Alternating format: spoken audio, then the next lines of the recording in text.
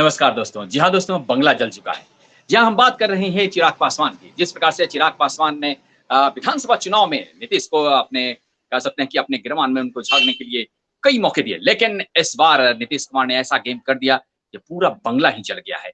जी हाँ, 5 सांसद जो पशुपतिनाथ पारस के नेतृत्व में वो अलग हो गए हैं और उसे लोकसभा सचिवालय ने मान्यता दे दी। जी हाँ, इसका मतलब है कि लोकसभा ने मान्यता दे दी है और अब निश्चित तौर पर उनके साथ बहुमत लगा। इस बीच लेकिन अभी भी अधिकार चिराग पासवान के पास है और चिराग पासवान राष्ट्रीय कार्यकारिणी की बैठक पटना में बुलाने वाले हैं। अब देखना होगा क्या होगा। लेकिन हम इसके पहले हम आपको थोड़ी-सी प्रदेश के बारे में बताते हैं कि जिस प्रकार से पशुपतिनाथ पारस ने ये गेम किया है, ये इसमें कई गुण छिपे हुए हैं। हम आपको बता देंगे नीतीश कुमार जब पहली बार मुख्यमंत्री बने थे, तो पशुपतिनाथ पारस कहीं एमएलए, एमएलसी नहीं थे।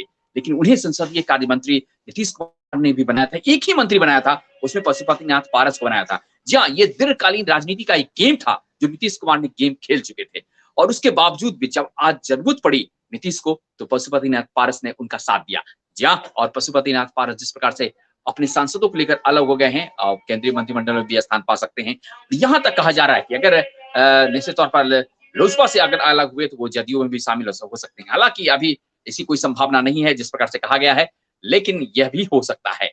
हम आपको बता दें कि अभी भी जिस प्रकार से वो पशुपतिनाथ पारस ने गेम किया अपने भतीजे के साथ और उसमें चिराग पासवान कल बड़ी बैठक हुई और उनके घर पर भी गए और 20 मिनट तक अपने दरवाजे पर खड़े होकर हॉर्न बजाते रहे गाड़ी से, लेकिन वो दरवाजा नहीं खुला।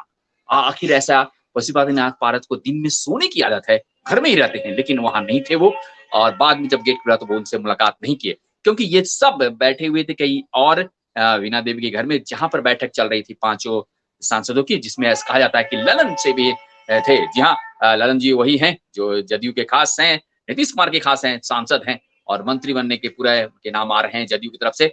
और उसमें अब शायद जब ये पांचों सांसद अलग हो गए हैं, तो निश्चित तौर पर अब चिराग के लिए काफी मुश्किल भरा काम होगा। लेकिन जिस प्रकार से रामविलास पासवान ने ये पार्टी बनाई थी, उसके बाद ऐसा कहा जा रहा था कि रामविलास पासवान ने अपने पूरे काम अपने बेटे चिराग पासवान को दे दिया था। हम एक वाकया बताते हैं आपको। जब पप्पू यादव ने अपने देश काल का द्रोह किताब का लॉन्च किया था, तो रामविलास पासवान उसमें बड़े जोरदार भाषण दिए थे और उन्होंने साफ तौर से कहा था कि हम लोगों ने जो संघर्ष किया है, शायद चिराग वो ना कर पाए और चिराग में वो क्षमता नहीं आए। हालांकि उसके बाद चिराग ने कई ऐसे मजबूती चीज दिखाई हैं जिसके कहा जा सकता है कि वो मैच्योर हैं। लेकिन वो रामविलास पासवान का कथन वो सत्य निकला। जिस प्रकार से उन्होंने कहा था कि चिराग को अभी संघर्ष करना पड़ेगा, हम लोगों ने जो संघर्ष करके पार्टी खड़ी की है, शायद चिराग में वो अभी बात नहीं हो पाएगी। इसके लिए अभी सबको साथ चाहिए और यही रामविलास पासवान जो कहा था वो सत्य निकला क्योंकि वो मजे हुए राजनीतिज्ञ हैं और जिस प्रकार से वो चीजों को समझते हैं और इसीलिए सूरजभान या पप्पू यादव जो भी कार्यक्रम होते हैं उसमें वो जरूर जाते थे क्योंकि वो जानते थे कि अपने कुनबा को बचाए रखना है तो इन लोगों को साथ लेना होगा। लेकिन आज अभी चिराग पासवान निश्चित तौर पर अभी उनके पास बड़ी मुश्किलें बढ़ गई है और वो अपनी मां को राष्ट्रीय अध्यक्ष बनाने के लिए प्रस्ताव भी दिया था। लेकिन चलिए इन सारे मुद्दों पर हम आपसे आगे बातचीत करते रहेंगे। आप हमारे साथ बने रहिएगा। दीजिए हमें इजाजत। नमस्कार।